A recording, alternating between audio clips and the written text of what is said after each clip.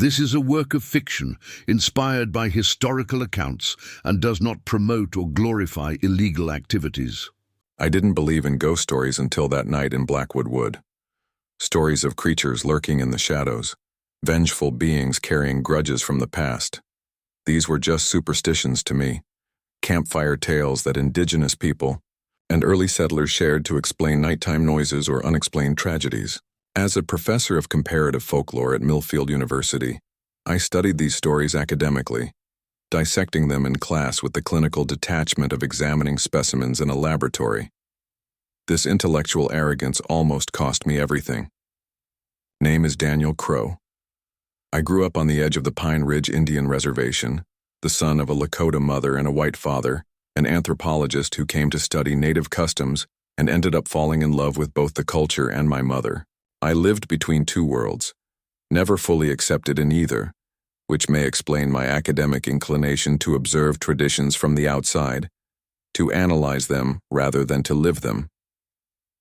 The stories my maternal grandparents told me about forest spirits, shape-shifting creatures and places where the veil between worlds was too thin, I cataloged them in my mind but never internalized them. Elaborate metaphors, I explained to my students, symbolic representations of cultural anxieties and historical traumas. The invitation to spend a week at the Blackwood Estate arrived in March. An old New England family with a fortune, built on lumber and railroads, the Blackwoods wanted to donate their vast private library of folklore to our university. As a recognized expert, I was chosen to appraise the collection before the formal transfer. "You'll be staying in the guest cottage?" Howard Blackwood explained over the phone, his aristocratic voice laced with a weariness I attributed to old age. "My wife and I rarely leave the main house these days, but Lily, our daughter, can accompany you if you need anything." The property was a 3-hour drive from the university, the last 40 minutes spent on a dirt road that wound through a dense forest of pine, oak, and birch. As I drove, I noticed something disturbing about the woods. Large sections had been recently logged, leaving rectangular scars on the landscape that stood in stark contrast to the pristine areas. Even for someone who had grown up partly on a reservation, where the land was often overrun by exploitation, there was something viscerally wrong about these empty spaces, as if the forest had been dismembered rather than simply cut down. Tequil Guest Cottage was a 2-story Victorian structure with wide porches and floor-to-ceiling windows. It was located about 200 yards from the Blackwoods' main mansion, an imposing gray stone building that seemed to have grown organically from the ground itself. Between the two buildings was an immaculately maintained garden with ornamental fountains and classical statues that seemed out of place in the surrounding wilderness. Lily Blackwood was waiting on the cottage porch when I arrived. She was a woman in her early 30s with dark hair pulled back in a tight bun and shrewd eyes that belied her polite smile. There was something about her demeanor that suggested a pent-up tension, like a spring that had been compressed to its maximum. "Professor Crow, welcome to the Blackwood Estate," she said, extending her hand in formal greeting. "I hope you had a safe journey. The library has been prepared as you instructed, all manuscripts arranged chronologically as requested." As she spoke, I noticed a thin scar running down the side of her neck, disappearing beneath the high collar of her blouse. Our eyes met, and I knew she had noticed my gaze. Something dark passed over her face before she regained her composed expression. "Are the cuts in the forest recent?" I asked, trying to ease the sudden discomfort. A shadow crossed her gaze. "My father has expanded the logging operations in recent years. He says it's necessary to maintain the property, but..." She paused as if carefully weighing her next words. Some areas should have remained untouched. Before I could question the meaning of that enigmatic statement, she turned and led me through the cottage, showing me the rooms with studied efficiency. A spacious living room with a stone fireplace, a fully equipped kitchen, an upstairs master bedroom with a view of the distant lake, and, of most interest to me, a converted office with long tables where documents from the Blackwood collection were arranged in acid-free archival boxes. "You'll have complete privacy," Lily assured him. "We'll have dinner at 7 in the main house if you'd like to join us. Otherwise, the refrigerator is stocked and there's frozen food in the freezer." As she turned to leave, I noticed a dark stain on the bottom of her white blouse, near the waist. It looked like blood, but she quickly pulled her coat over her shoulders. Before I could be sure, "Miss Blackwood," I called to her, "is everything okay? You look like you might be injured." She froze for a moment, then turned with a tight smile. "Just a little accident in the garden this morning. Nothing to worry about, Professor Crow." Her tone was dismissive. "Oh, and a word of warning. Don't go into the woods after sunset. The trails are treacherous at night, and we've been having trouble with wild animals lately." With that, she departed, leaving me alone with the boxes of documents and a growing sense that there was much more to the Blackwood Estate than a simple folklore collection. If you're enjoying this psychological horror story, don't forget to subscribe to the channel and leave your comment about what you think is really happening at the Blackwood Estate. Your interaction is essential for us to continue bringing you more content like this that will chill you to the bone. I spent the rest of the afternoon poring over the first batch of documents. The collection was extraordinary. Diaries of early settlers dating back to the 17th century, correspondence between witch hunters, transcriptions of Native American, narratives by missionaries, and records of unexplained phenomena, carefully documented by generations of Blackwoods. Many of the documents mentioned an entity that inhabited the forests of the region, referred to differently depending on the cultural origin of the account. The one who walks among in Native American texts, the man of the branches in colonial diaries, the guardian of the grove in Blackwood family records. A private diary of Jonathan Blackwood, dated 1887, particularly caught my attention. The early entries describe negotiations with local tribes for access to sacred lands rich in timber. The natives insist that certain areas of the forest are inhabited by guardian spirits who must not be disturbed. I offered double the usual amount for the concession, but Chief Wanagi remains adamant. "There are old scars in the land," he said, "wounds that have never completely healed. To cut down these trees would be to reopen those wounds, and what flows from them is not sap." Later entries showed a disturbing change in Jonathan's tone. We ignored the warnings and began cutting down the grove of ancient oak trees to the east of the property. On the third day, we found something embedded in one of the trunks, an object that looked like a nest, but constructed of small bones and human hair. I ordered it burned immediately. That night, the sounds began. Not coming from the forest as one would expect, but from the walls of the house itself, as if something were moving within them. The last entry, written in shaky handwriting and stained with what appeared to be dried blood at the edge of the page, read simply, "He came to collect. The forest always collects." The diary ended abruptly.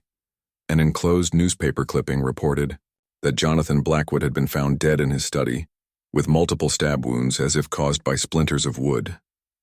The investigation concluded that it had been an accident during a storm, when a tree had fallen on the house and splinters of wood had crashed through the window. I closed the journal in disarray and realized that it was already night. Darkness had fallen completely while I was absorbed in reading, and a light rain had begun to patter against the cottage windows. I decided to skip dinner in the main house. I was too engrossed in the documents, and frankly, the atmosphere of the estate was making me increasingly uneasy. I made myself a quick sandwich and continued working late into the night. Around midnight, while I was examining an old map of the property that marked demonstration locations, I heard the first sound. It was a sharp, definite snap, like a twig snapping under sudden pressure. It came not from outside, where the rain had intensified, but from inside the cabin, specifically from the upper floor. I stood still, listening intently. A few seconds later, another snap, followed by a dragging sound like something heavy being slowly pulled across the wooden floor. "It must be the house settling," I muttered to myself, trying to rationalize. Old buildings often made noises when the temperature and humidity changed. But then I heard footsteps, slow, uneven, but unmistakably footsteps, coming down the stairs to the upper floor.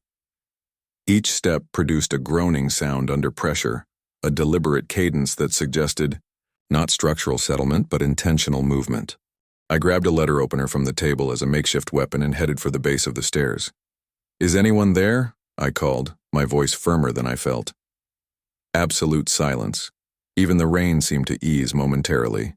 Then, from the top of the dark stairs came a low sound, a harsh whisper that I couldn't quite make out but which seemed to end with my name. Crow. Instinct told me to run, to get out of that cottage immediately, but decades of rational thought and academic skepticism anchored me. Probably some family member checking on me, I thought, even though I knew deep down that none of the Blackwoods would enter without knocking. I walked slowly up the stairs, each step calculated to make as little noise as possible. The upstairs hallway was pitch black, and I cursed myself for not bringing a flashlight. I felt along the wall until I found a light switch. When the light came on, revealing the empty hallway, I almost laughed in relief. But then I noticed something on the floor of the master bedroom whose door was ajar, a damp trail leading to the window, as if someone soaked in the rain had walked there. As I got closer, I realized it wasn't water. The substance was thicker, almost viscous, with a yellowish tinge that reminded me of sap. The window was wide open, the curtains blowing gently in the damp breeze. Outside, the rain was now falling in torrents, occasionally illuminated by distant flashes of lightning. During one of these flashes, I saw something that made me immediately flinch. A tall, disproportionately thin figure standing at the edge of the forest, about 100 yards from the cottage. Even at that distance and with limited visibility, I could make out that this was no ordinary person. He was incredibly tall, with thin, elongated limbs that seemed to move slightly out of sync with the rest of his body. When the next flash of lightning illuminated the scene, the figure had disappeared. I slammed the window shut and locked it, then methodically checked every room upstairs, every closet and space where someone, or something, might be hiding. I found nothing but that slimy trail, which ended abruptly in front of the window as if whatever had left it had simply evaporated or flown away. I went back downstairs and checked every door and window in the cottage, locking everything securely. I tried calling the cell phone, but there was no signal, a common occurrence in rural areas during storms. The cottage's landline phone only produced a continuous buzz when picked up. I considered running to the main house, but the storm had intensified to almost biblical proportions, with lightning now lighting up the sky continuously. And to be honest, I wasn't sure I'd be safer with the Blackwoods. Lily's strange behavior, the bloodstain on her clothes, and now this unexplained presence in the cottage. It all suggested that the family might be at the center of whatever was going on. I returned to the office and the pile of documents. If there were answers, they would be there. I began frantically scanning the most recent records, searching for any mention of current incidents. Eventually, I found a thin folder labeled simply Agreement. Inside were legal documents dated just 3 months ago, a contract between Howard Blackwood and a multinational timber company granting extensive logging rights to specific areas of the property, including a section described as Old Woodland, with coordinates that matched exactly the location marked forbidden on the older map I had examined earlier. Attached was a handwritten note from Lily to her father. "Father, I beg you again to reconsider. We know what happened to Uncle Richard when he tried to cut down those trees in the 70s. The scars he carried until his death, the nightmares that never stopped. And now it started again. I found another nest this morning, this time inside the house. He's getting closer. Please call off the deal while we still can." Howard's scrawled reply in the margin was brief and sharp. "Superstitions will not pay our debts. The work goes on." As I absorbed this information, a deafening crash shook the cottage, the unmistakable sound of glass breaking upstairs. I froze, then grabbed the fireplace poker and climbed back upstairs, driven by a mixture of terror and fatalistic determination. The window I had locked was now completely shattered, shards of glass scattered across the floor of the master bedroom. Rain was pouring in freely, soaking the carpet. And there, in the middle of the room, was something that could not have been blown in by the wind. A small woven object made of thin twigs, hair, and what appeared to be small bones, a nest identical to the one described in Jonathan Blackwood. His journal. "The story's getting more intense. Are you seeing the signs?" If you haven't subscribed to the channel yet, do so now so you don't miss the chilling conclusion of this story. Activate the bell and share your theories about what this nest represents in the comments.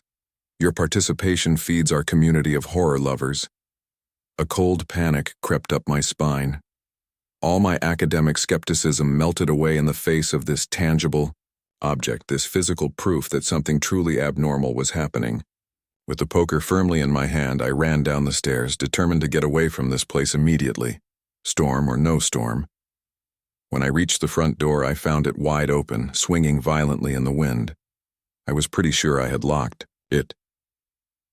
In the light of a long flash of lightning, I saw a trail of sap-like substance leading across the porch and into the cottage, and more disturbingly, human footprints mingling with it, as if someone had walked right next to whatever had left. The secretion. Professor Crow, a female voice called from outside, almost lost in the roar of the storm. Lily Blackwood staggered up the porch steps, soaked from the rain, her dark coat clinging to her body. Her face was pale as marble, except for a fresh cut on her forehead that bled freely. "You need to come with me now," she gasped, grabbing my arm with surprising strength. "He's in the main house. My father, he tried— Oh God, there's so much sap." "What's going on?" I demanded, resisting his pull. "What's that thing in the woods? And what's this?" I pointed to the slimy substance on the ground. His eyes widened, with genuine despair. "We have no time for explanations. He broke the agreement and now he's calling in the debt." For generations, the Blackwoods maintained a pact with the keeper, controlled sacrifices of wood in exchange for prosperity. But my father grew greedy and cut down forbidden areas. A deafening crash interrupted his words. Not thunder, but the sound of wood splitting violently. We turned to see an entire section of the main mansion crumbling, as if it had been ripped away by some unseen force. "He's reclaiming the house," Lily whispered, "converting it back to its original form." We watched in horror as sections of the stone structure seemed to transform before our eyes. Smooth surfaces developing textures like bark, rafters twisting like living branches. And in the still intact windows, I glimpsed movement, elongated silhouettes gliding from room to room, some vaguely human in shape, others completely alien to any known anatomy.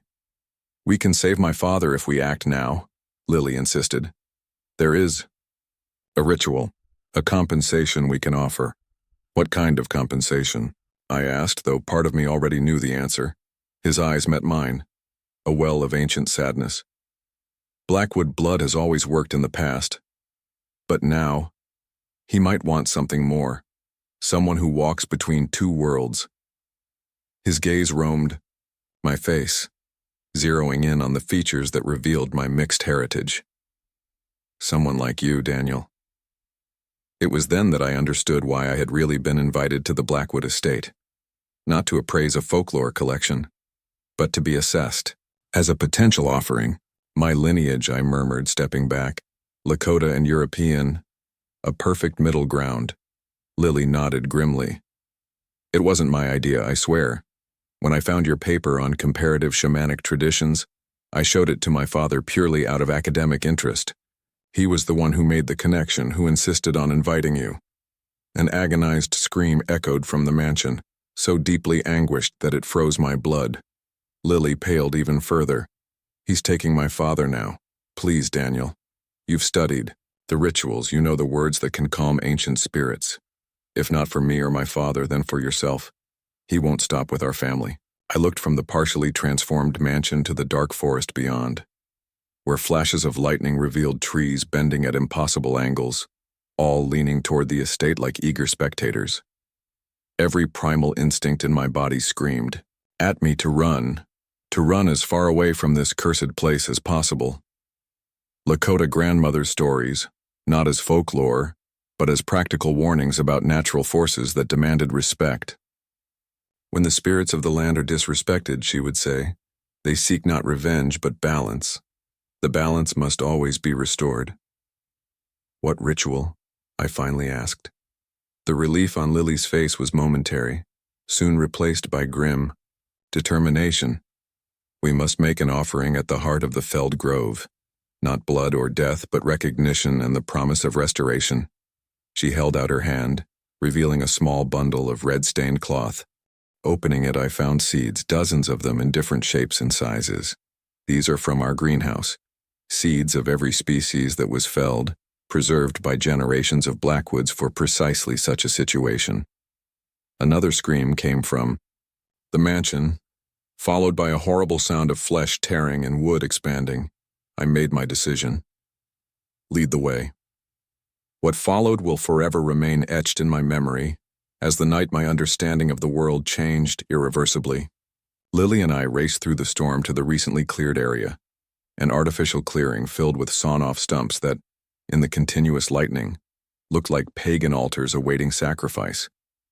In the exact center of the clearing was a depression, in the ground, not natural but recently dug like a shallow grave. We approached it with shaky steps, and it was then that I saw it clearly for the first time, illuminated by a prolonged flash of lightning that froze the scene in crystal detail. The creature was partially emerging from the ground, as if it were growing organically from it. From the waist down, it was a tangle of roots and stems that fused with the earth.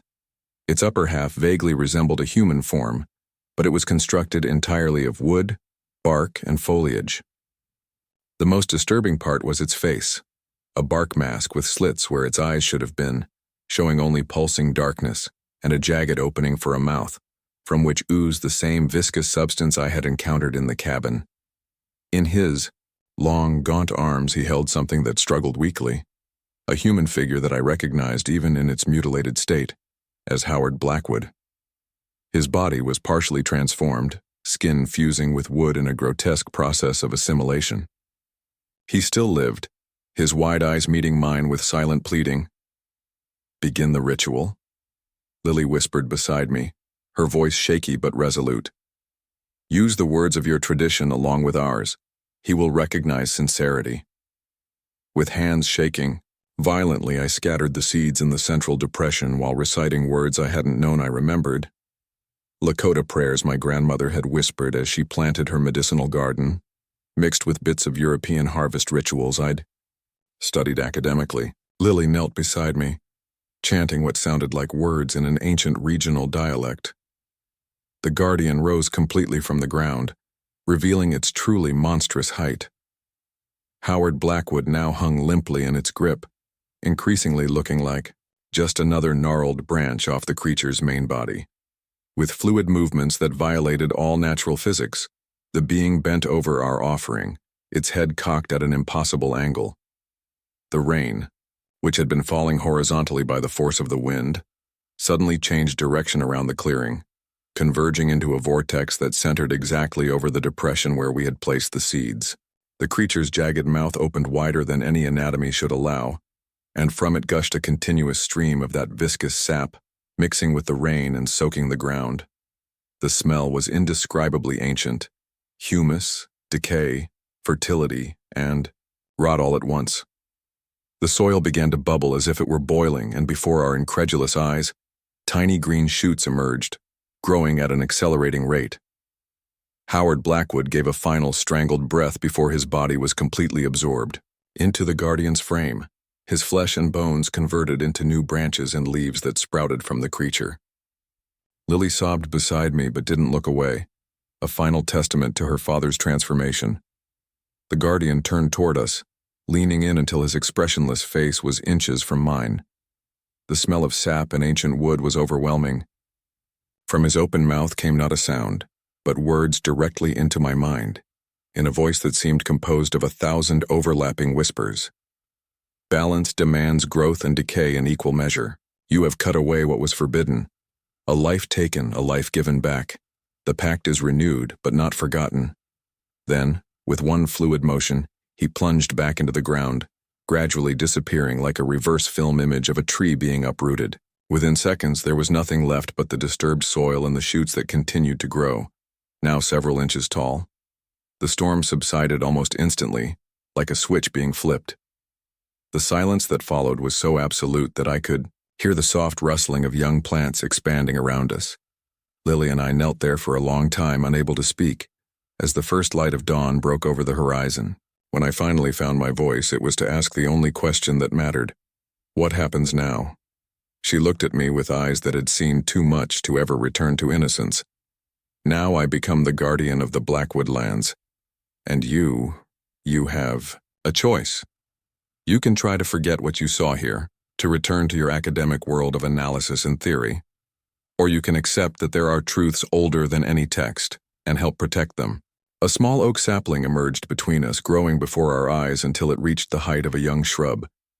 In its branches I recognized subtle elements that resembled human features, a ghostly echo of Howard Blackwood that would persist as long as the tree lived. As the sun rose fully, illuminating the new growth that covered what had once been a wound in the earth, I made my choice. The skeptical folklorist had died that night, as surely as Howard Blackwood had. What remained was someone who finally understood that some stories are not just symbolic, they are warnings and promises. This is my story. Whether I read it as a cautionary tale or as an academic record is up to you to decide. But if you ever come across a forest where the trees seem to move when you're not looking directly at them, where dead branches look all too much like human limbs, remember, every harvest demands compensation. The forest always exacts its due.